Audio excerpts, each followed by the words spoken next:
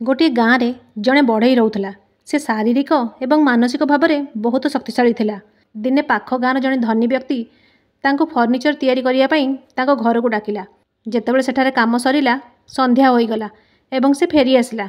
से कामरू पाइथिबा टंका को गोटे पुटुली रे निज हाथ में रखिला एवं थंडारू रक्षा पाइबा पई निजको एक कंबल रे घोड़ाई देला।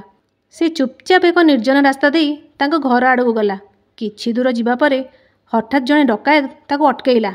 डकायत जनक बढ़ईटी अपेक्षा शारीरिक भाव में दुर्बल थिला, किंतु ता बंधुक ता दुर्बलता को घोड़ाई देइथिला।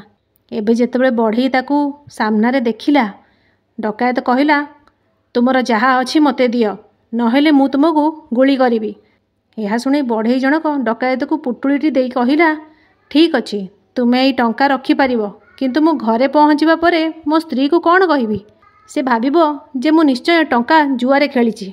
तुमे गोटे काम कर, तुमर बंधुकर गुली रे मो टोपी रे एक होल कर, जहाद्वारा मो स्त्री विश्वास करिवो जे मोठारु टंका लुट होइछि। डकायतटी बहुत गर्वर सहित बंधुक चलाइला एवं टोपी रे एक होल कला। जेतेबेले डकायत जीवाकू बाहरिला, बढ़ई कहिला, आउ गोटे काम कर, जहाद्वारा मो स्त्री विश्वास करिवो जे डकायतंग दल मते लुटी नैचंती, नचेत मो स्त्री मते कापुरुष बोली भाविबो। तुमे एई कंबल रे मध्य 4-5टी होल कर।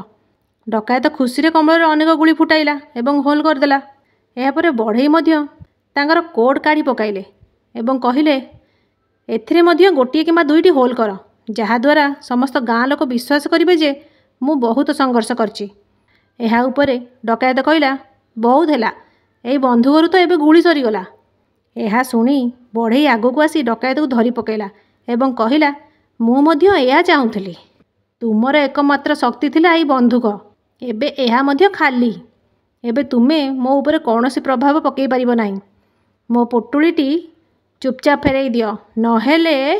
एहा शुणी डकायतटीर चेता पशिगला एवं से तुरंत बढ़ईटी को पुटुलीटी फेराई देला एवं निजर जीवन बंचाई सेठार दौड़ी पड़ेला। आज बढ़ईर शक्ति कामरे आसिला जेतेबेले से ता बुद्धिमत्ता को सठिक भाव में व्यवहार कला। सेथिपाई कुहा जाय जे कष्टकर परिस्थिति रे तुमे तुमर बुद्धिमत्ता को अधिक व्यवहार करबा उचित, तेबे ही तुमे समस्या सहजरे बाहरी पारिबो। सांगमान जदि गपटी भल लागि थाइ ता लाइक शेयर सब्सक्राइब निश्चय करिवे। जय जगन्नाथ।